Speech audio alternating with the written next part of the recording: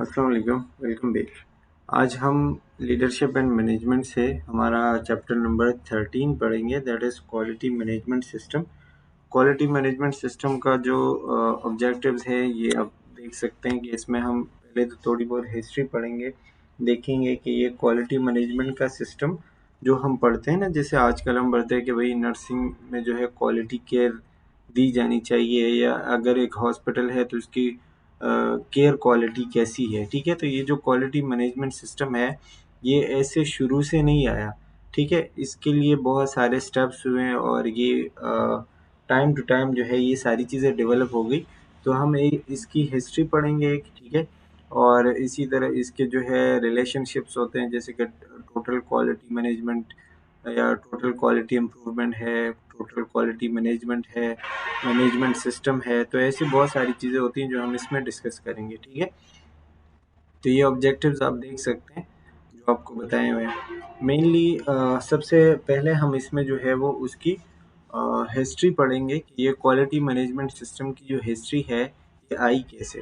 तो 19th century हम कहते हैं यानी 1800 के बाद ना, तो उस वक्त जो है यानी 1800 में जो the root of assurance initiatives in health care Florence Nightingale's as forward.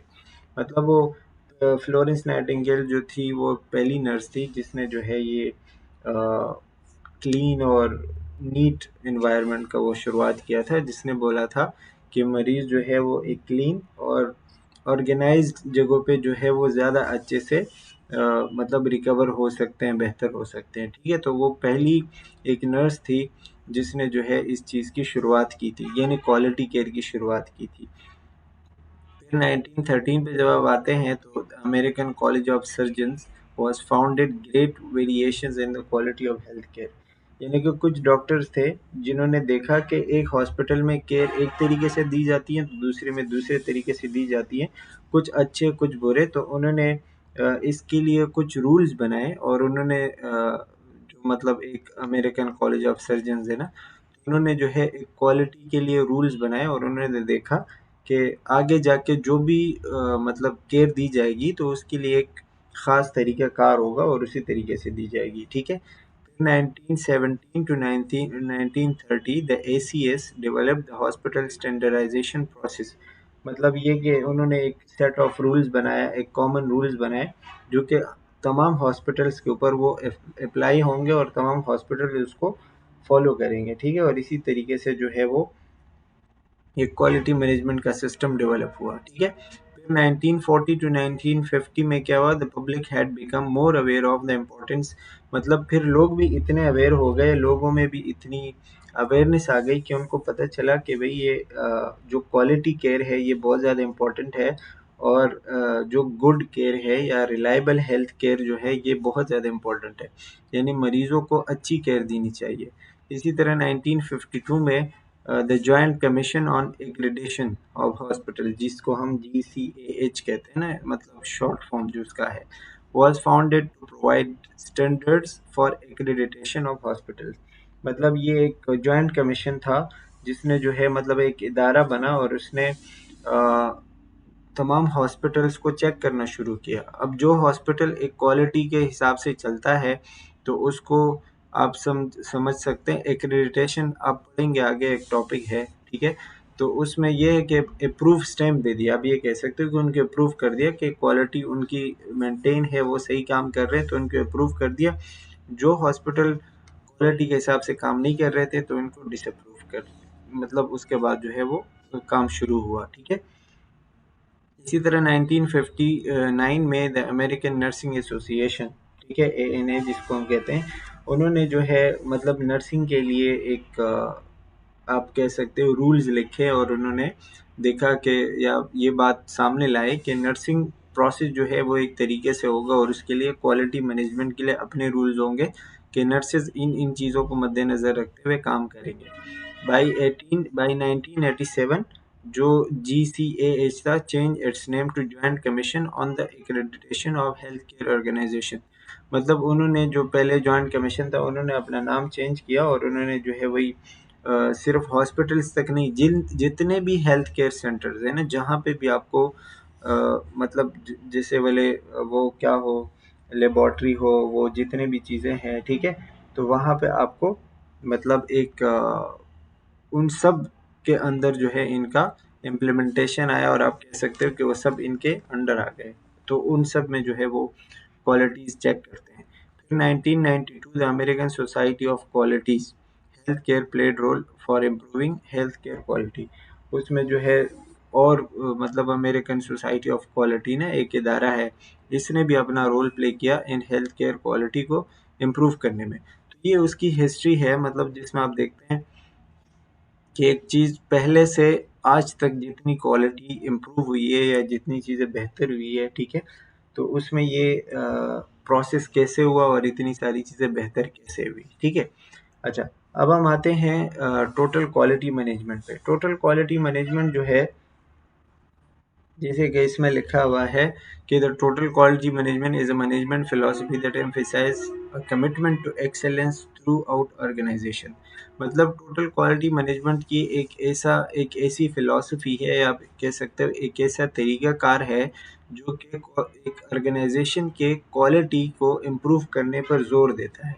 आप समझो कि आपके पास, आप किसी हॉस्पिटल में काम कर रहे हैं, ठीक है, तो हॉस्पिटल के जो एडमिनिस्ट्रेशन है वो ये चाह रही होती है कि हॉस्पिटल का नाम अच्छा हो, ठीक है, हॉस्पिटल में लोग ज़्यादा आएँ, जैसे कोई प्राइवेट हॉस्पिटल है फॉर एग्जांपल, ठीक है, तो वो उस चीज़ को करने के लिए अगर वो चाहते हैं कि हमारे पास पेशेंट ज़्यादा हैं, लोग ज़्यादा हैं, तो उस चीज़ को करने के लिए वो क्या करेंगे, वो अपनी क्वालिटी को इम्प्रूव करेंगे और अपनी केयर को बेहतर करेंगे, जिसकी वजह से लोग उनके साथ आएंगे। फॉर एग्जांपल आप समझो कि जैसे कराची में आगा खान है, तो इसमें आगा खान जो है वो पूरे पाकिस्तान में अपनी क्वालिटी की वजह से मशहूर है कि वो बहुत अच्छी क्वालिटी केयर देता है, क्योंकि वो अपने क्वालिटी मैनेजमेंट सिस्टम में बहुत ज़्यादा टॉप पे है, ठीक है, और वो ज़ोर देता है इस चीज़ पर कि वो उनके ऑर्गेनाइजेशन में क्वालिटी बेहतर हो, ठीक है। तो क्वालिटी मैनेजमेंट सिस्टम या total quality management is a comprehensive approach to improving the quality of products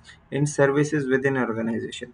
मतलब टोटल क्वालिटी मैनेजमेंट जो है ये एक ऐसा प्रोसेस है जिसमें आपके ऑर्गेनाइजेशन के सारे लोग शामिल है, इसीलिए इसमें टोटल का नाम आया। मतलब सिर्फ ये कुछ लोगों का काम नहीं है, उस ऑर्गेनाइजेशन में एक एडमिनिस्ट्रेशन से लेके सीईओ से लेके आपके नर्सेस तक या न्यू एम्प्लॉय जितने भी आते हैं उन तक, हर एक बंदा क्वालिटी में इम्प्रूवमेंट में शामिल होता है, ठीक है, तो इसीलिए टोटल क्वालिटी मैनेजमेंट कहते हैं। तो ये इसलिए करते हैं ताकि उनकी प्रोडक्ट की, जैसे अगर हम हॉस्पिटल की बात करें तो हॉस्पिटल की प्रोडक्ट उनकी केयर होती है, ठीक है, कि उनकी केयर और सर्विसेज बेहतर हो, ठीक है। It focuses on long term success through customer satisfaction and involve all members of an organisation in the process of continuous improvement. तो ये क्या करते हैं कि जब टोटल क्वालिटी मैनेजमेंट बेहतर होती है तो ये ऑर्गेनाइजेशन के सक्सेस के लिए बहुत ज़्यादा, यानी ऑर्गेनाइजेशन कामयाब होती है, उसमें जो है वो कंटिन्यूसली वक्त के साथ साथ बेहतरी आती है और वो बेहतर होता जाता है। इसी तरह दूसरा जिसमें टॉपिक है that is total quality improvement, that is TQI। तो टोटल क्वालिटी इम्प्रूवमेंट क्या है, is a process use to systematically investigate ways to improve patient care. इसमें मतलब आप ये कह सकते हो कि आप स्टेप बाय स्टेप एक मेथड यूज करते हो जिससे आप पेशेंट की केयर को बेहतर बना सकते हो। यहाँ पे तो पेशेंट की केयर की बात की गई है ना, यानी आप जो है कोई भी ऑर्गेनाइजेशन में हो तो आप स्टेप बाय स्टेप चीज़ें बेहतर करते जाते हैं और आप एक चीज़ को बेहतर करते हैं। मतलब ऐसा कभी भी नहीं होता कि आपने एक ऑर्गेनाइजेशन स्टार्ट किया और वो शुरू से ही बिल्कुल टॉप पे है, ऐसा नहीं होता, कभी भी नहीं हो सकता। आप वक्त के साथ साथ अपने आप को बेहतर करेंगे, तो इम्प्रूवमेंट का वर्ड जहाँ आएगा ना, तो इसका मतलब कि आप स्टेप बाय स्टेप अपने आप को इम्प्रूव करोगे। तो total quality improvement is a management approach focused on continually enhancing the quality of processes, products and services। वही कि इसमें एक आप कह सकते हो कि ये एक नेवर एंडिंग साइकिल है, मतलब जिसमें आप जो है कंटिन्यूसली प्रॉब्लम्स, जो भी प्रॉब्लम्स आते हैं आप उनको हल करते हो, प्रोसेसेस को बेहतर करते हो, बेटर करते हो, ठीक है, जो भी आपके गोल्स होते हैं उनको इम्प्रूव करते हो, जितने भी ख़राब चीज़ें होती हैं जो आपके काम को ख़राब कर रही होती है वो आप वेस्ट जितने भी हुए उसको ख़त्म करते हैं, ठीक है? और ओवरऑल जो परफॉर्मेंस है वो आप बेहतर करते हो, ताकि आपके जो कस्टमर्स है, भले वो आपके जिस भी हिसाब से हैं, आप अगर हॉस्पिटल में काम कर रहे हैं तो आपके जो पेशेंट्स होंगे, तो पेशेंट्स आपके पास, यानी लोग आपके पास ज़्यादा आएंगे ना, क्योंकि आपकी क्वालिटी अच्छी है। तो क्वालिटी इम्प्रूवमेंट यानी आप स्टेप बाय स्टेप ऐसे स्टेप्स लेते हैं, ऐसे कंटिन्यूसली अपने आप को इम्प्रूव करते हैं, और गलत चीज़ें, जितनी भी ख़राब चीज़ें होती हैं जिसकी वजह से आपका जो है काम रुक सकता है, ठीक है? तो वो जो है आप ख़त्म करते हैं, बेहतर चीज़ें जो है वो लाते हैं, ठीक है? इसी तरह नेक्स्ट स्लाइड में आप देखते हैं quality management system. Quality management system क्या है? जैसे कि quality management system is a collection of policies, procedure, plan, resources, processes, practices, and specification of responsibilities and authority of an organization designed to achieve product and service quality levels, customer satisfaction and company objective। अब ये बहुत लंबी चौड़ी बात की गई है, लेकिन इसमें हम ये देखेंगे कि क्वालिटी मैनेजमेंट सिस्टम जो है, आप समझो कि एक रूल बुक जैसे होता है ना, या फिर आप टूल किट होता है। मतलब आप समझो कि आपके पास एक बुक है, या आपके पास रिटन में कुछ चीज़ें हैं, या कोई डॉक्यूमेंट है जिसके ऊपर सारी आपकी पॉलिसीज़, प्रोसेसेस, रिस्पॉन्सिबिलिटीज़, जितनी भी सारी चीज़ें हैं वो लिखी हुई है कि हम कोई काम किस तरीके से करेंगे, किस तरीके से जो है अपना कोई प्लान बनाएंगे, कोई काम प्रोसीजर क्या होगा, प्रोसेस कैसे होगा, प्रैक्टिसेस कैसे होंगी, रिस्पॉन्सिबिलिटीज़ क्या होंगी, वो सारा सब कुछ उसमें जो है एक सिस्टम आपने बनाया हुआ है। आपने जो है फॉर एग्जांपल एक बुक में ये सब कुछ लिखा हुआ है, ठीक है? इसका पर्पस ये होता है कि आप जो है मतलब जितना भी आपके कस्टमर्स हैं या उनकी जो रिक्वायरमेंट्स है वो सेटिस्फाई हो, वो आपसे खुश हो, ठीक है? और उनकी जो है वो क्वालिटी बेहतर होगी, और इसके ऑब्जेक्टिव जो है वो, मतलब जो कंपनी के ऑब्जेक्टिव है, कंपनी के ऑब्जेक्टिव मतलब ये कि जितने आपका जो मेन काम है, यानी आप जो चाह रहे हैं कि हम हमसे पेशेंट या फिर जितना भी आपका कस्टमर है वो आपसे सेटिस्फाई हो, तो इसी तरह आपका क्वालिटी मैनेजमेंट सिस्टम होना ज़रूरी है कि मतलब उसमें आपका सारा रूल्स, पॉलिसी सब कुछ लिखा हुआ हो, और उसी के मुताबिक जो है वो काम होता रहे, ठीक है? अब इसमें जो है कुछ कैरेक्टर्स बताए गए हैं कि character of quality management system के, एक क्वालिटी मैनेजमेंट के अंदर क्या क्या चीज़ें होनी चाहिए। सबसे पहले कस्टमर फोकस। कस्टमर फोकस में ये बताया जा रहा है, the primary goal of quality management system is to enhance customer satisfaction by meeting or exceeding customers expectation। मतलब ये कि जो भी आप करेंगे तो आपकी सारी चीज़ें कस्टमर्स के इर्द गिर्द जाती है, ठीक है? हर चीज़ आपके कस्टमर से स्टार्ट होती है और उसी पे ख़त्म होती है। जो भी आप रूल अप्लाई करेंगे, जो भी प्रोसेस करेंगे, या जो भी गोल अचीव करेंगे, तो इसलिए करेंगे ताकि आपसे कस्टमर सेटिस्फाई हो, ठीक है? और कस्टमर आपको, मतलब आप उसको जिस काम के लिए वो आपके पास आता है या जिस मकसद के लिए आता है, वो पूरा होके जाएँ। जैसे आप समझे कि अगर कोई कॉफ़ी शॉप है या कोई रेस्टोरेंट है, तो वो उसके पास लोग क्यों आएंगे? क्योंकि उनमें कोई ऐसी यूनिक एबिलिटी होती है कि वो अपने काम को बेहतर करते हैं, और जिसकी वजह से वो लोग आते हैं, ठीक है? तो customer satisfaction is most important. इसी तरह लीडरशिप एंड कमिटमेंट, जिसमें effective leadership is crucial. Leaders must demonstrate commitment to quality and foster a culture that values quality across the organisation. मतलब ये कि क्वालिटी जो है ना, मेनली आप क्या करेंगे, क्वालिटी को इम्प्रूव करेंगे, और क्वालिटी बिल्कुल टॉप पे होनी चाहिए। यानी आपके जो मैनेजर्स होंगे, ठीक है, या फिर जितने भी एक इदारे में काम करवाने वाले लोग होंगे, जो नज़र रखने वाले होंगे, उनको सबसे पहली जो चीज़ होती है वो क्वालिटी को इम्प्रूव करना होता है, ठीक है? वो ये देखेंगे कि भाई सबसे पहली चीज़ और सबसे मोस्ट इम्पॉर्टेंट चीज़ कि वो जो भी क्वालिटी हो, जिस भी चीज़ की वजह से हम चलते हैं या हमारी ऑर्गेनाइजेशन चलती है, तो वो क्वालिटी होनी चाहिए। मतलब बेसिकली जितने भी लीडर्स हैं, जितनी भी चीज़ें हैं, मैनेजर्स हैं, वो हर एक क्वालिटी के ऊपर वो करें, क्या कहते हैं, फोकस करें, ठीक है?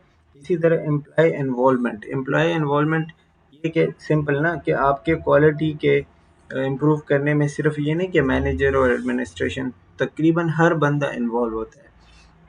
तमाम तर employees, all employees should be engaged and trained to understand. हर बंदे को आप ये बात समझाएं, उनको ट्रेनिंग दें, उनका रोल उनको बताएं कि भाई आपने क्वालिटी को मेंटेन कैसे करना है और किसी चीज़ को किस तरह इम्प्रूव करना है, कंटिन्यूस इम्प्रूवमेंट, किसी चीज़ को बेहतरी में कैसे लाना है, ठीक है। इसी तरह systematic approach to management, systematic approach में ये होता है कि आप जो है स्टेप बाय स्टेप चीज़ें बेहतर करें। It involve managing inter related processes as a system to improve the organisation's effectiveness and efficiency. मतलब ये कि आप जैसे डॉट्स डॉट टू डॉट मिलाते हैं ना, तो आप जो है एक से दूसरी चीज़, दूसरी तीसरी चीज़ बेहतर करके एक ओवरऑल आपकी परफॉर्मेंस बेहतर होती है, ठीक है। एक साथ आप सब कुछ नहीं बेहतर कर सकते, एक सिस्टम बनाते हैं और स्टेप बाय स्टेप हम कुछ करते हैं, ठीक है। अच्छा, कंटिन्यूअल इम्प्रूवमेंट क्या है? कंटिन्यूअल इम्प्रूवमेंट ये होता है कि ये नहीं कि आपने एक काम कर लिया, आपके ऑर्गेनाइजेशन में जैसे कोई मसला आया या कोई चीज़, कोई प्रॉब्लम आई, आपने उस प्रॉब्लम को हल कर दिया, ठीक हो गया, ख़त्म हो गया और आपने बस हाथ पे हाथ फिर रख के बैठ गए, ठीक है। तो ऐसा नहीं होता, आप कंटिन्यूसली इम्प्रूव करते रहें। शायद बहुत अच्छा काम आप कर रहे होंगे, ठीक है, लेकिन मे बी उससे भी बेहतर हो सकता हो, ठीक है। तो आप क्या करेंगे, आप मे बी और ज़्यादा बेहतर हो सकते हैं, तो कंटिन्यूसली आप इम्प्रूव करेंगे। जैसे कि ये लिखा हुआ है ना, is the focus on continually improving the QMS and it's processes.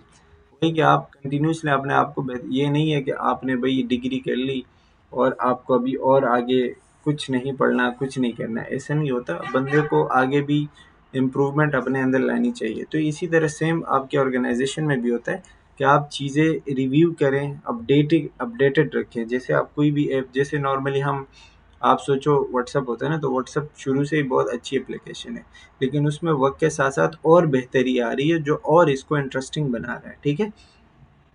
तो ये बेसिकली अपडेटिंग जो है आपको इम्प्रूवमेंट की तरफ लेके आती है। इसी तरह fact based decision making, fact based decision making यानी आप अगर कोई भी फैसला ले रहे हो, decision should be based on data analysis rather than assumption. तो आप एक गैस नहीं करें कि भाई शायद मुझे वहाँ पे काम करना चाहिए, ये करना चाहिए, वो करना चाहिए, मुझे लग रहा है ये बेहतर है। ये चीज़ नहीं होनी चाहिए, ठीक है। आप जो है डेटा लेंगे, किसी मसले को जो है वो मालूम करेंगे, ठीक है, और आप उस चीज़ का जड़, मतलब जड़ तक पहुँचेंगे, भाई मसला कहाँ है, ठीक है। तो उस बेस पे आप जो है वो काम करेंगे, यानी फैक्ट बेस काम करेंगे। ऐसा नहीं होगा कि आप एक अंदाज़ा लगा लिया, गैसेस नहीं करेंगे, ठीक है। इसी तरह म्यूचुअली बेनिफिशियल सप्लायर रिलेशनशिप, ये होता है जैसे हमें कुछ चीज़ें सप्लाई करने वाले लोग होते हैं ना, रेस्टोरेंट चला रहे हैं तो जहाँ से आपको चीज़ें आ रही हैं भाई, रेस्टोरेंट में आप जो जो चीज़ें यूज़ कर रहे हैं, तो सप्लाई करने वाले लोग होंगे, तो उनके साथ आप जो है गुड रिलेशनशिप रखें, ठीक है। वो आपकी क्वालिटी को, जैसे वो आपको अच्छी चीज़ देंगे तो आपकी क्वालिटी बेहतर होगी और आप उसको आगे बेहतर करेंगे। लेकिन अगर आप उनके साथ अच्छा रिलेशनशिप नहीं रखेंगे तो आपसे जान छुड़ाएंगे, ऐसी वैसी चीज़ आपको देंगे और आपकी क्वालिटी इम्प्रूव नहीं होगी। मतलब आप उनको एज अ पार्टनर लेके चले, ऐसा नहीं कि बस वो पैसे का ही है, ऐसा नहीं होना चाहिए, ठीक है। तो आप उनके साथ अच्छा रिलेशनशिप रखेंगे तो वो आपको जो है क्वालिटी इम्प्रूव करने में हेल्प करेगा। इसी तरह कैरेक्टरिस्टिक्स ऑफ क्वालिटी मैनेजमेंट, ये तो हमने खैर इसी में देख लिए कि कैरेक्टरिस्टिक मोरली जब मतलब मोस्टली जब आप कैरेक्टरिस्टिक या क्वालिटी मैनेजमेंट सिस्टम की बात करते हैं ना, तो इसमें चार चीज़ें होनी चाहिए। जैसे हमने पहले बात की कि सबसे पहले उसमें जो है वो क्लाइंट या कस्टमर फोकस होना चाहिए। जो भी आप क्वालिटी को इम्प्रूव करते हो तो कस्टमर को देख के वे करते हो, ठीक है, कि कस्टमर की जो है आपने सेटिस्फेक्शन करवानी है। इसी तरह टोटल ऑर्गेनाइजेशन इन्वॉल्वमेंट, वो जो पहले बात की कि इसमें आप सिर्फ एक बंदे को नहीं इन्वॉल्व कर सकते, ये पूरे ऑर्गेनाइजेशन में जितने लोग होते हैं फ्रॉम A to Z, ठीक है, तो ये सारे उसमें इन्वॉल्व होंगे। The use of quality tools and statistics और मेजरमेंट्स, ठीक है, उसमें जो है डिफरेंट, जैसे हमने बोला कि भाई आप जो है जो चीज़ें अगर आप किसी चीज़ को चेक नहीं करोगे, किसी चीज़ का चेक एंड बैलेंस नहीं रखोगे तो आप उसको इम्प्रूव भी नहीं कर सकते हो, ठीक है। तो बेसिकली आप चीज़ों के ऊपर चेक एंड बैलेंस रखते हो, देखते हो कि कहाँ पे इम्प्रूवमेंट की ज़रूरत है, तो वो आपने करना होता है।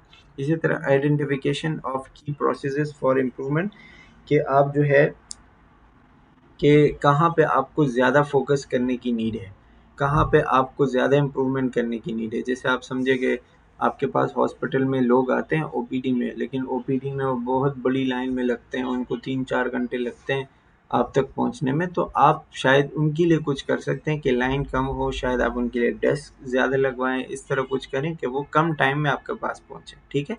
तो वहाँ पे आपको इम्प्रूवमेंट की नीड है फॉर एग्जांपल। तो ये क्या होता है, ये है कि आप मेनली उस जगह पे, जो उस जगह के ऊपर अपना फोकस करते हैं, एनर्जी वहाँ ज़्यादा लगाते हैं जहाँ पे आपको इम्प्रूवमेंट की नीड होती है। तो ये थे कैरेक्टर। नेक्स्ट वीडियो में हम इंशाल्लाह प्रोसेस पढ़ेंगे, process of quality management. And that's all for the first part of this lecture. I hope you got it. Thank you for watching. Take care. Bye bye.